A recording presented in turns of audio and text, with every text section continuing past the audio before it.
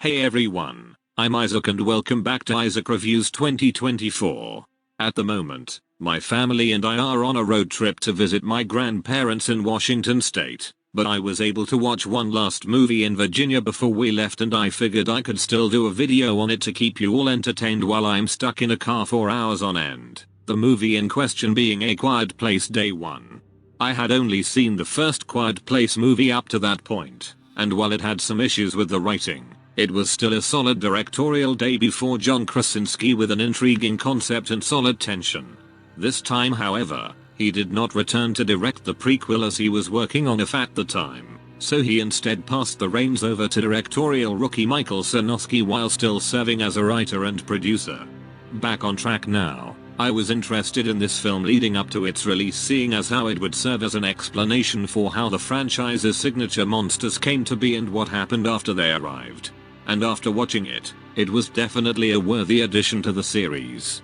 As previously mentioned, it takes place well before the events of the first film, in which some alien monsters with an advanced sense of hearing invade New York and a terminally ill woman has to escape the city before the monsters can get to her. I was interested to see how this would explain the origin of certain aspects of these movies, and what I got both did and did not disappoint.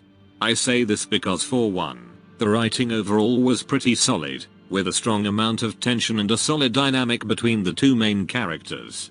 But at the same time, there were some parts of the film that I wish could have been expanded upon, such as the origin of the monsters and how they arrived on Earth.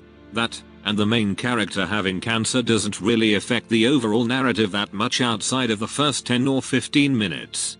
Other than that, the rest of the movie was really good. Even with its shortcomings, the writing provides a great balance of drama and horror, with Lupita Nyong'o giving one of her best performances in recent memory. It also retains the great visuals of the first two, with great cinematography and some excellent creature designs. In addition to all that, while this might seem oxymoronic given how these movies are all about making as little noise as possible, the sound design is just as great as ever and it really hits home how even the smallest noise can spell disaster for these characters.